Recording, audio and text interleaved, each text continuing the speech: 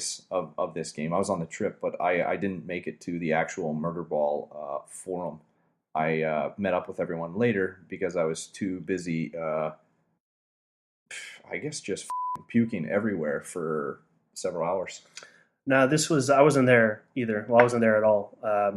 But this was in Buffalo, right? Yeah, I refer to it as getting buffaloed. But we could come back to that. We'll keep on track here with the disgrace of Seba's habits. So after one of such of these parties, so this was a Christmas party, if I remember correctly. I believe so. And we really served a lot of food of these things. Not to say that it was all great food, of course, but there was a lot of food offered. But one particular dish was very far from a Christmas miracle. Oh, no.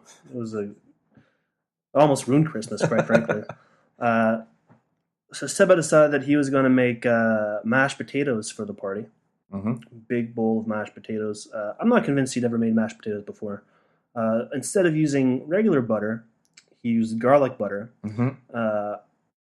which sounds like a good idea, I guess. Not as a 1-for-1 though. No, I think he used the whole stick. I'm getting violent indigestion just thinking about the possibility again. Yeah. To make things even worse, Seba thought that he should put food coloring in the mashed potatoes to make them seem more festive, more Christmas themed. And there were two different bowls. There were green mashed potatoes and what was supposed to be red mashed potatoes. Rosé potatoes. But yeah, they're more of a rosé kind of orangey kind of, who knows, like nothing you that looks like you want to eat it, basically. And so, of course, nobody ate the potatoes. Yeah, I'm Irish, and it's pretty fucking difficult to be turned off by potatoes, but this was a total potato boner killer. I basically had mashed potatoes in my drawers. There was nothing being lit up over this this side dish. So everything was eaten, more or less, except for the mashed potatoes. And so into the fridge, the potatoes went after the party. Yep. And so the next day was one of these days where Seba slept for 18, 19 hours. To his credit on this, maybe I don't know if he's still like this today, because I don't try and sleep on his couch on a regular basis. But the man could fucking handle a hangover. Like, I moan and groan and sort of like move all over the place kind of thing.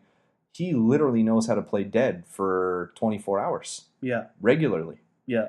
Good for him. Yeah, I guess that's one way. That's putting a positive spin on it for sure. Mm-hmm. Maybe he just has more practice being hungover. Who knows? Yeah. So this, that feels a little mean. But I say that now remembering all those times we called him WAP about 33 minutes ago. So it's not that mean, I guess. So anyways, he woke up the next day after 18 or so hours of hibernating in his bedroom, which is conveniently enough all the time needed to clean the apartment after the party. Perfect.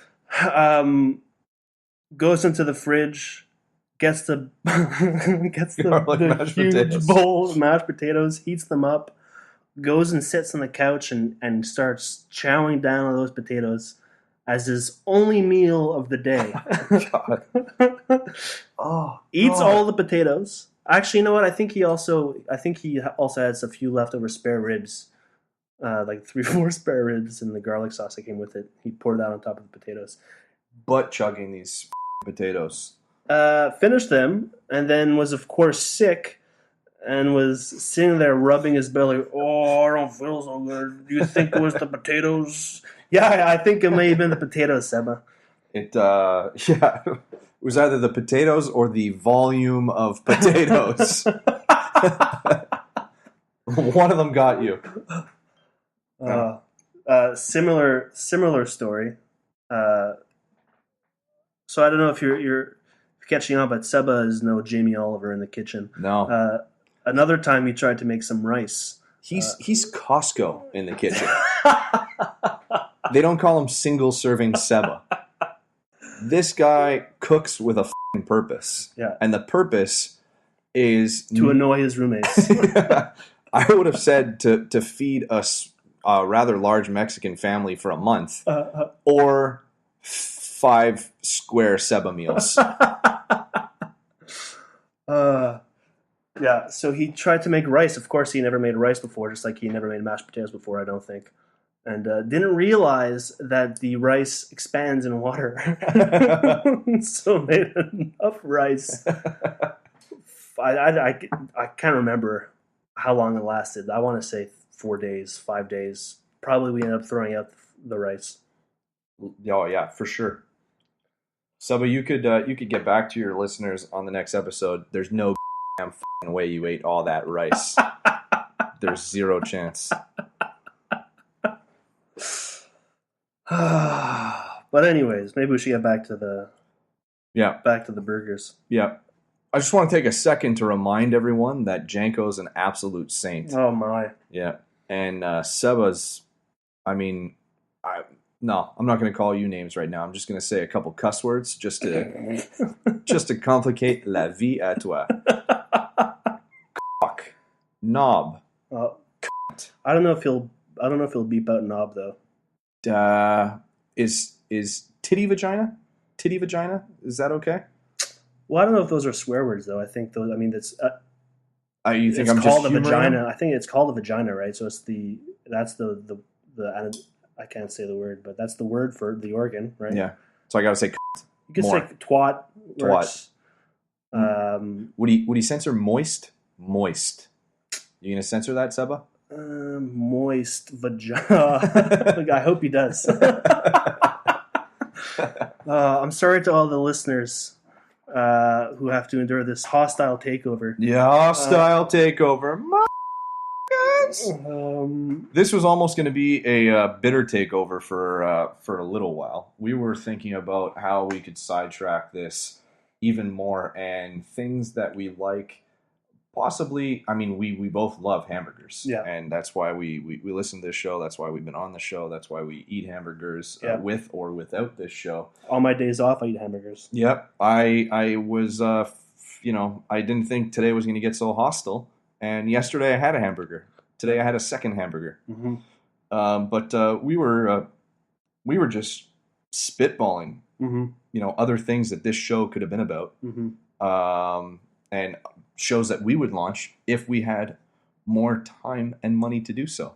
Yeah, I was even thinking of throwing him off, going to have the burger, and then leaving there, and then going and doing what we really wanted to do, which we threw out some ideas. We're curveball edition. Curveball edition. We were thinking of doing hot dog edition. Yeah. Dirty dogs. Hot dogs. We were thinking of doing a couch edition. Yeah, just going around and knocking on our friends' doors and trying their couches and reviewing who had the best couch. Mm-hmm. Just having a real squat on a couch. Mm-hmm. Strip club edition was one idea. Yeah, that was going to be really expensive because you have to get a real thorough analysis of the place. Mm-hmm. And because we're only doing one episode, you need comparables. Mm-hmm. So we were going to have to hit up like probably all of the Montreal strip clubs to get a sort of a gauge as to what the standard was. And we frankly didn't have enough time. No, not enough bankroll. Not enough bankroll. Get wasted edition. Get wasted. Yeah, we thought maybe just playing 40 hands live on the radio was going to be sufficient. Like just, being two gentlemen sitting face to face in jogging pants or just boxer shorts with a 40-ounce bottle of beer strapped into each of our hands with duct tape and having a gentleman's accord that neither one of us could go to the bathroom until both beers were polished. I mean, in theory, we could have done more than one thing at a time. We could have done hot dog get wasted edition. Oh, tons of just a well balanced, just a good time. Yeah, we could have. Well, anyways, it doesn't really matter. We ended up doing the burger edition, which, out of respect for the show and that Saint Janko. Yep, total saint. So we went to, as we mentioned, The one thing I would say though is the last time we did play 40 hands, the real interesting thing was, at least the last time I played 40 hands, we were up in Tremblant, and you took a snowmaking machine in the face. I did. I don't remember why. It Just was on because I was purpose. drunk? Oh, it's because you were a man. Or I lost a bet? No, you were just a man. You were proving everyone how much of a man you were. Alex, my friends, if you haven't met him, if this doesn't translate via his voice over the radio, he's all dick and muscle, guys. So, and he always has been, always will be. And he was just trying to prove so by taking a snowmaking machine live in the face. Took it to the face. So, anyways, we changing topics. We did the burger edition. Mm-hmm. I don't know. I feel like we out of respect to Janko. Out of respect to Janko, that saint. Not Seba or Seba May. No. That hooer, that floozy. That coos. So, which burger did? What was your burger? I ordered the Yosemite burger, which I'm drawing a little bit of blanks. I don't remember the sort of exhaustive condiments and ingredients inside the burger, but basically has a what looks like a sesame seed, sort of poppy seed style bun. It was a good bun. It was a pretty solid bun, thick under bun compared. Really, to... mine was not thick in the middle of the bottom bun. It was falling apart a bit. But anyways, I don't want to interrupt. Go ahead. Yeah, it's solid butt on the bun, if you ask me. But then it had a couple slices of avocado. It had some strips of bacon, some lettuce. Not quite sure what type of white cheese it had in there, but it wasn't your standard like sort of cheddar or mozzarella or something like that. While we're on the topic of cheeses, my burger, which I just got the regular Mr. Personality burger, which I don't appreciate with cheese. Though. With cheese, yeah, but I don't appreciate just calling a regular burger a Mr. Personality. I know it's a sarcastic name for a burger. Like I don't need to be told I'm boring. Anyways, yeah, it's I don't know what was Yosemite about mine either. But what does that even mean? I don't know.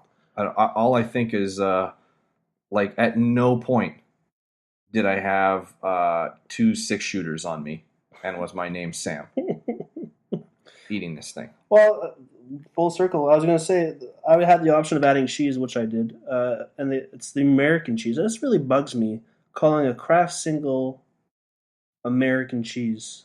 Yeah. As if that's a selling point. I'm gonna be really honest too. I was just in Italy. Italy cheesed first. Take that, America. So if you think you're original with that cheese, you're not. The Italians did it first, probably at one point. Yeah. They gave you that cheese because they didn't like it. No.